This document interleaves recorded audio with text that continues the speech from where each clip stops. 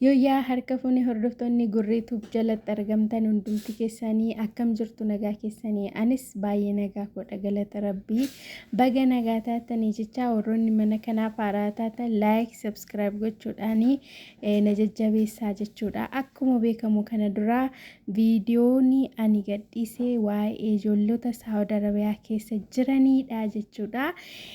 Warra jirruudha jechuudha. Amma immoo wanta haaraa beeksisa haaraatu bahee jira isa qabadheen dhiyaadhe jechuudha. Beeksisni sunis immoo ijoollonni baddanii bakkee hojjechaa jirtan baga gammaddanii baga gammanne jechuudha. Ana dabalatee sababni isaa mootummaa yeroo ammaatti ijoollota bakkee badanii hojjechaa jiran warra paaspoortii qabanii akka isaan iqaama baafatanii fi gabaasee jira jechuudha. Guyyaan isaa hin muramne garuu beeksisee jira jechuudha. Yeroo beeksisni gadhiifamu anis nan gabaasa asirratti ijoollonni bakkee jirtan paaspoortii kan qabdanii deemtanii iqaamaa baafachuu dandeessu. Iqaamaa akkamitti baafanna yoo jettan immoo amma namni tokko badee mana hojjechaa jiru sanatti namoonni sun amma fakkeenyaaf namoonni ani bira jiru kun yoo na barbaadan jechuudha. Anaatiin iqaamaa baafadhu yoo naan jedhanii kiffiyyaa tokko malee birrii gatii hin qabu nasaadha jechuudha. Isaanii anaa fi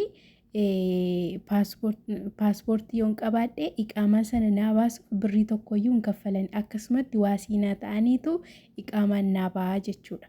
Akka kanadha jechuudha. Akkuma beekamu kana dura Dubaayitti illee wanti kuni raawwatamee ture jechuudha. Wanta achitti raawwatameetu amma unuufis carraan kun nu qaqqabee jechuudha.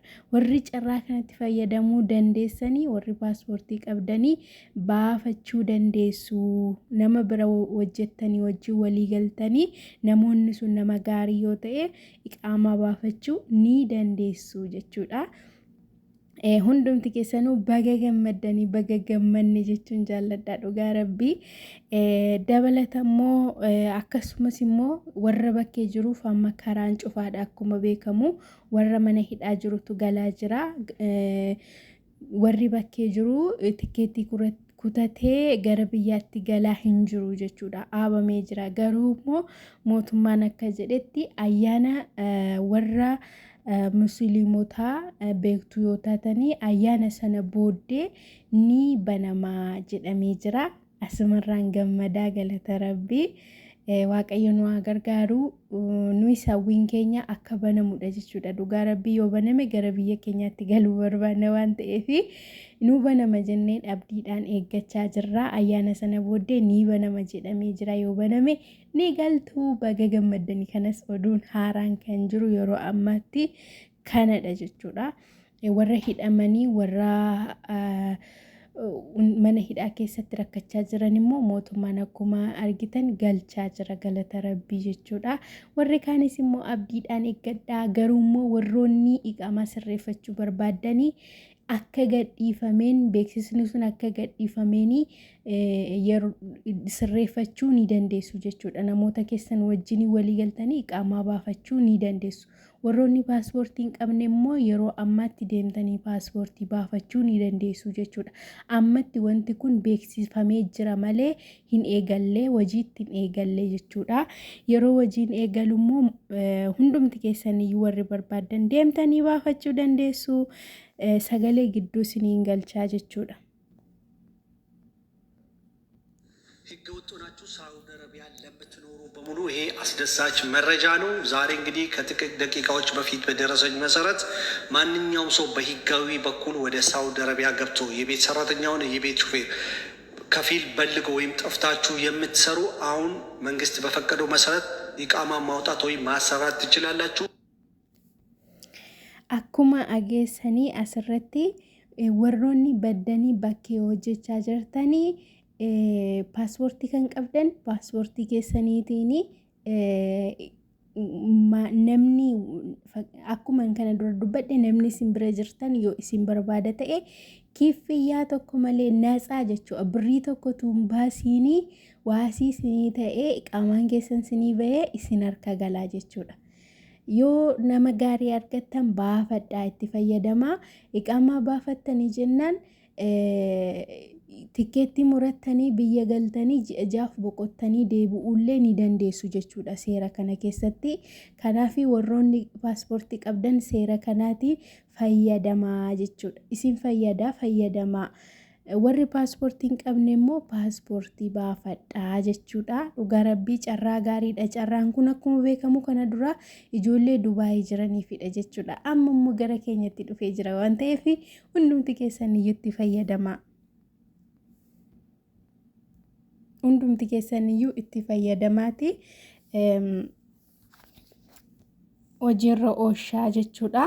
Egaa warra rakkina keessa jiran rabbi rakkina keessa hawaasu jechuun jaalladha. Kan biraa waan jennuun qabnu garuummoo galata rabbii rabbii baay'een gammade ani ህገ ወጥ ሆናችሁ ሳውዲ አረቢያ ለምትኖሩ በሙሉ ይሄ አስደሳች መረጃ ነው። ዛሬ እንግዲህ ከጥቂት ደቂቃዎች በፊት በደረሰኝ መሰረት ማንኛውም ሰው በህጋዊ በኩል ወደ ሳውዲ አረቢያ ገብቶ የቤት ሰራተኛውን የቤት ሹፌር ከፊል በልጎ ወይም ጠፍታችሁ የምትሰሩ አሁን መንግስት በፈቀደው መሰረት ኢቃማ ማውጣት ወይም ማሰራት ትችላላችሁ። ደቂቃዎች በፊት በደረሰኝ መሰረት ማንኛውም ሰው በህጋዊ በኩል ወደ ሳውዲ አረቢያ ገብቶ የቤት ሰራተኛውን የቤት ሹፌር ከፊል በልጎ ወይም ጠፍታችሁ የምትሰሩ አሁን መንግስት በፈቀደው መሰረት ኢቃማ ማውጣት ወይም ማሰራት ትችላላችሁ። የሚያስፈልገው ነገር አዲስ ከፊልና ፓስፖርት ብቻ ነው። የድሮ ከፊል ጥያቄ ሳያስፈልግ ወይም ደግሞ ማስፈቀድ ሳያስፈልግ አዲስ ከፊል ይዛችሁ ሄዳችሁ ኢቃማ ማውጣት ይቻላል። ፓስፖርት ያላችሁ ፕሮሰሱን መጀመር ትችላላችሁ። ፓስፖርት የሌላችሁ ደግሞ በፍጥነት ኤምባሲ ሄዳችሁ ፓስፖርታችሁን አውጡ። በዚህ ጉዳይ ላይ ደግሞ እንዳትታለሉ፣ ብር እንዳትበሉ፣ በማይሆን መንገድ እንዳትሄዱ። ቅድመ ክፍያ እንደዚህ ብር ያስፈልጋል የሚባሉ ነገር የለም። በመንግስት ለመንግስት አዲስ አሰሪ ካገኛችሁ ለመንግስት የሚከፈለው ጉዳይ በሰራፋ ነው የሚሰደደው። ሲስተም ውስጥ ስላለ ችግር ካለ ተቀባይነት ካላገኘ ብሩ መንግስት ስለሚመለስ እስተርጃ ስለሚሆን ስለሚመለስ እዚህ ላይ ጥንቃቄ አድርጉ። አዲስ ከፊል ካገኛችሁ በሚመለከተው ቢሮ ወይም ጃዋዛት ሄዳችሁ ማስተካከል፣ በመክተብም ከሆነ በመክተብ በኩል ማሰራት ትችላላችሁ። ይሄ በጣም ጥሩ መረጃ ነው። ፓስፖርት የሌላችሁ ቶሎ አውጡ። ይሄ መረጃ እንግዲህ ለሁሉም ወገኖቻችን እንዲደርስ ሼር፣ ላይክ፣ ሪፖስት ማድረግ እንዳትረሱ። ጥያቄ ካላችሁ ኮሜንት ስር አስቀምጡ። በተጨማሪ ደግሞ በጽሁፍ የተለቀቀ መረጃውን ከፈለጋ